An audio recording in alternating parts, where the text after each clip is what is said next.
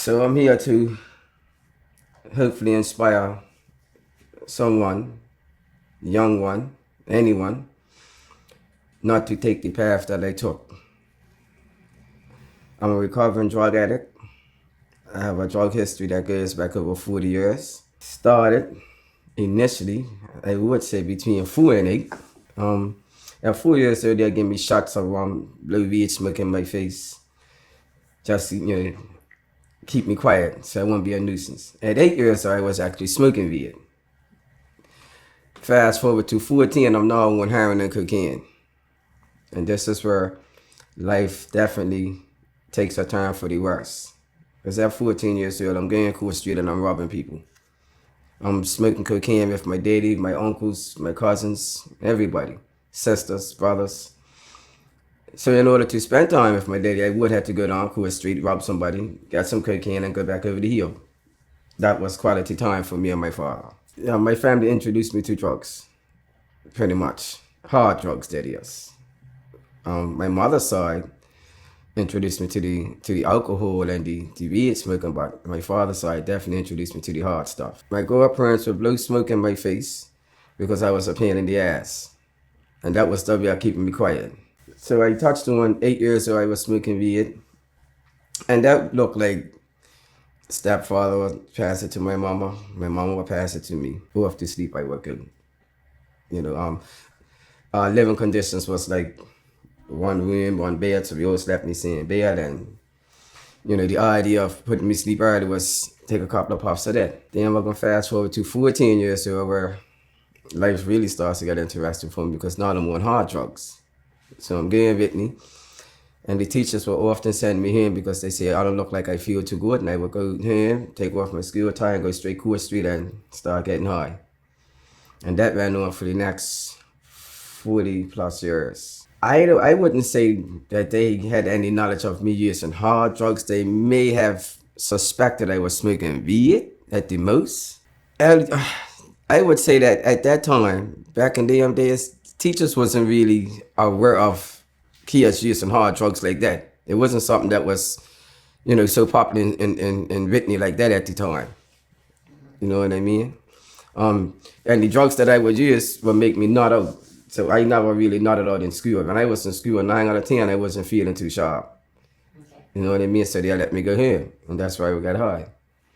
Or I would go to school the following morning where I've been up all night and start smoking cocaine. And it was like 14, 15, and my mother knew what I was doing. But she was like, if I'm going to do this, do it in the house. Eventually, I sold drugs as well as used drugs. I was using, definitely before the whole selling part came in. I needed to support my habit. In the beginning, I didn't understand exactly what I was into. I didn't understand the word addiction. I didn't know what that was until my body started to go through physical changes.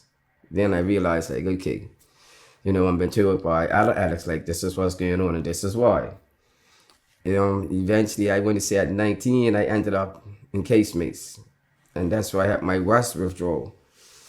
And then I realized, like, how serious the heroin really is. I couldn't stop bringing up. I was bringing up having diarrhea at the same time. I had the hot and cold chills.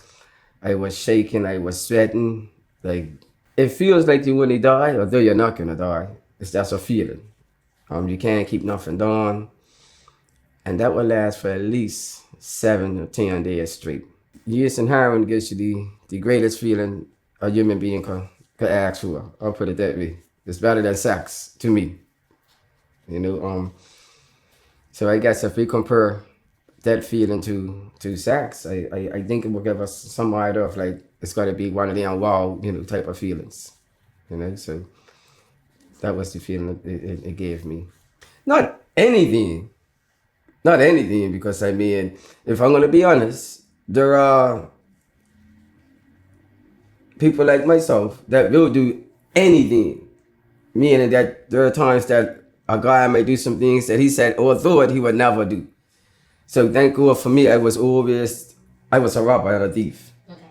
So that I would say that definitely protected me in that area.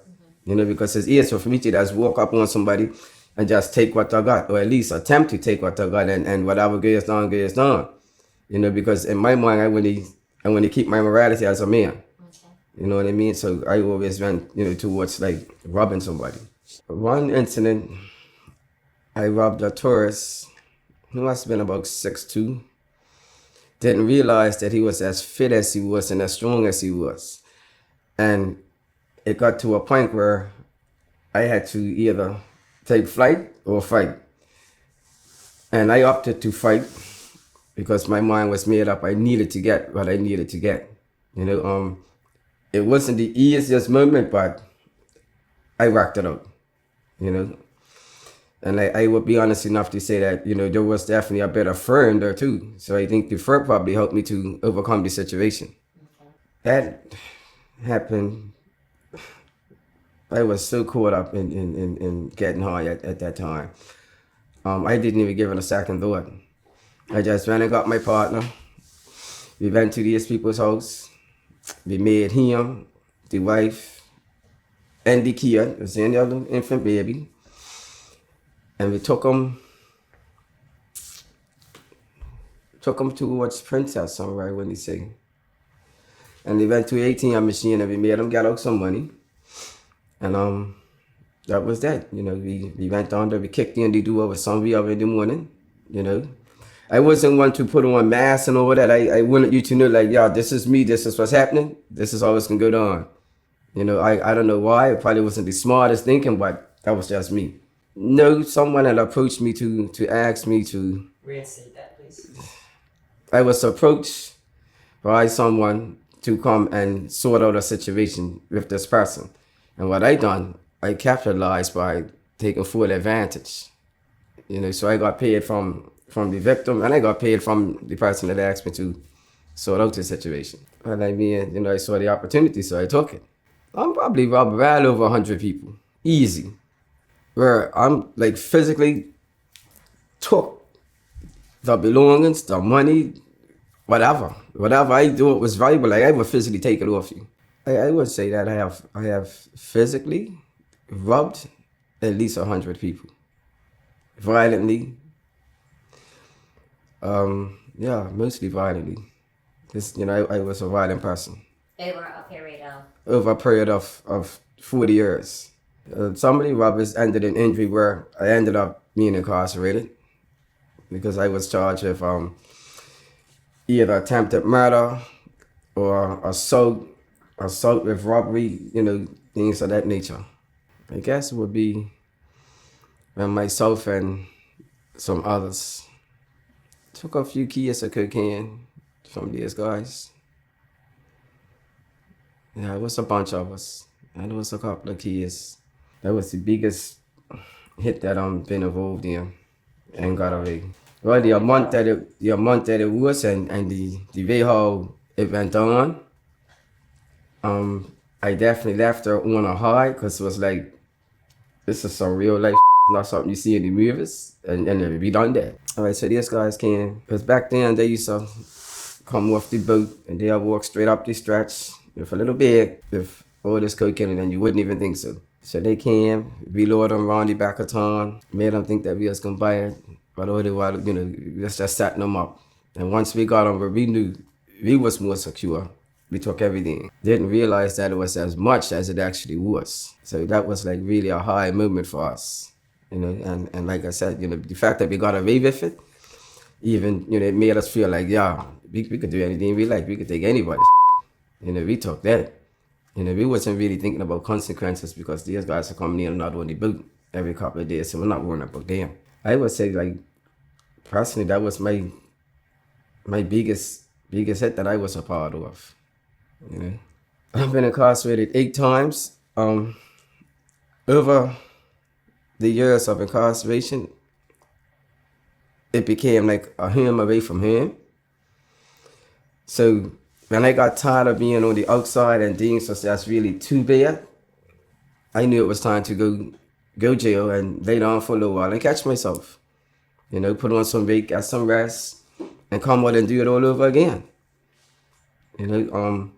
I could definitely admit that I became institutionalized because, like I said, when things got too hectic out there, I'm getting back jail. It looks like me returning back to Westgate, seeing guys that I left there, seeing guys that's coming back there with me or after me, and we just shoot talk about what's going on the outside, what we're gonna do when we get back up, which is pretty much the same thing. You know what I mean? But it's like you're going back to your boys. So the fear of going back was never there. You know what I mean? Like it wasn't no ill feeling about going back to prison. You know, it was like, okay, I'm back. I could get some rest now. I need some rest. And I found that it was a lot of others that felt like that and thought like that. You know what I mean? When life really got to that point where the only thing left to do is go jail, that's what I'll do. The classes are there, but to be quite honest, I would only do the classes because I know that's gonna help me get out on parole. You know what I mean? And I done this so often that even the teachers and the parole board, everybody knew I'm just coming up there to. You know what I mean? But they can't deny me because I learned the system good enough to know, like, hey, once I do this, that, and the other, you have to let me go because you told me this is what's required. So I'm still using my addictive thinking to, get what I want. You know? So I manipulated that situation time after time, even though I always felt sure I went back. It didn't really matter. I don't know if I could say I haven't experienced that with deter them, but I would have a word of encouragement, to advise them not to go down that path where it would land them in jail because it's time that you never get back. You know what I mean? And like, oh, so who are you back when you do try to turn your life around? Because not everybody's going to be accepting of you once they see that criminal record. You know what I mean? So I understand at a young age and the upbringing is not so great how that kid will feel like, listen, I don't really want to hear nothing because you don't understand how I'm feeling, but there are some of us that actually do understand that. I understand that the trust isn't there because I never trusted at that age. I was very hurt. I was abused, I was neglected and all of that. So for someone to come and try to give me all this good talk and try to, encourage me to do all the right things, I'm not gonna say that I'm gonna be that receptive to it. Okay. So when I see it, I understand it. My darkest moments was when I was homeless. Ate out of garbage cans. I that damn to always stand out because when I see it today, it just reminds me of where I was. Uh, I would say I was in my 30s. I want to say. So let's start with my darkest moments. My darkest moments was when I was in my 30s and I was homeless. I was eating out of garbage cans. I was sleeping in cars, living at the dump. But the living at the dump actually came a little later too. Yeah, later in the 30s. Because I was always able to stay at home and get high, when I was homeless was like a real shock. Like I really didn't know what to do, how to do it really good. So the only thing I can do was to try and stay high all day long. Just not to feel, that reality. The turning point for me was when I was at the dump in my last days and I was told that I can't even come at the dump by other addicts. And I'm like, how the hell am I getting kicked out of the dump? This can't be real. But we had a little shack that was built up. And the guy was like, listen, you ain't got nothing, like, yeah, you gotta go. And I'm like, no, like nobody gets kicked out of the dump. And I think that was the turning point for me. I tried to clean up, and I said a prayer to God. To me, it was a prayer. What I was like, if y'all that's effing real, it was a lot of F's in because I'm so defeated. You know what I mean? I feel so hopeless, like, and that was the point where I'm like, I'm gonna try and do something, which I did.